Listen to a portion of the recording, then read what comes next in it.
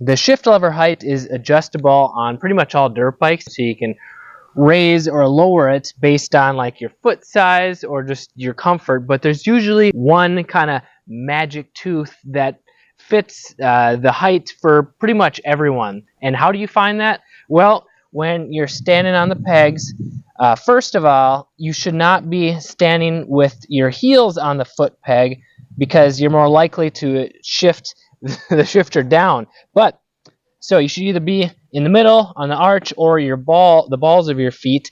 And a good way to know if the shift lever is too high is if you keep your foot at the same level and you just slide it forward to go over the shifter.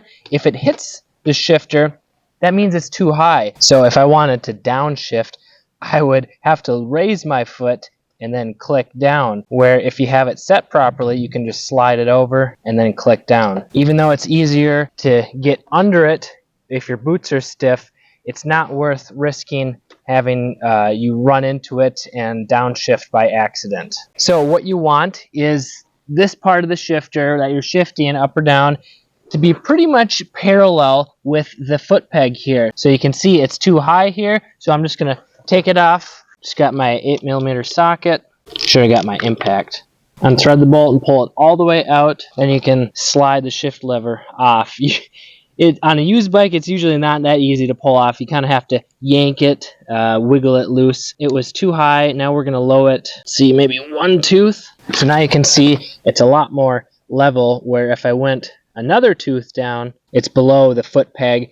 And although that would be easy to downshift, it'd be really hard to get your foot under it. So finding that happy medium is usually pretty close as you can to get level with the foot peg. And then if it doesn't already have Loctite on it, put a little bit of blue Loctite on there, because if this comes loose, it might stay on, but if it's wiggling, if it's not tight, it's going to wear the splines down on the shifter and possibly the shift shaft, which you don't want to wear those spline teeth out, because if those get worn out, then you won't be able to get a new shifter on there, even with new teeth, and you'll have to split the cases and replace that, which is a pain in the butt. So it's a good practice to check even every ride or every other ride or every once in a while, just to check if there's some wiggle in the shifter. If you can see it wiggling on the teeth there, then it's loose and you need to tighten it, because if it's wiggling, it's going to start wearing the teeth out. Get it nice and snug without like putting all your weight into it. Now we can check it.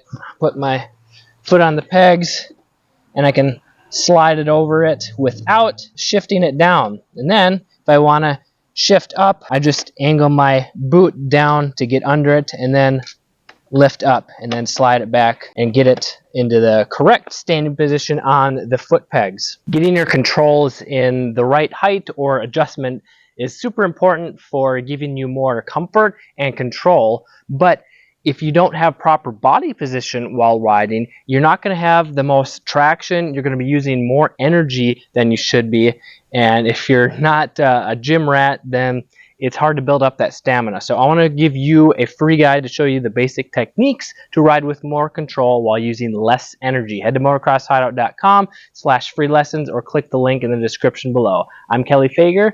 Learn more, ride more, so that you can stay safe and have fun for many years to come.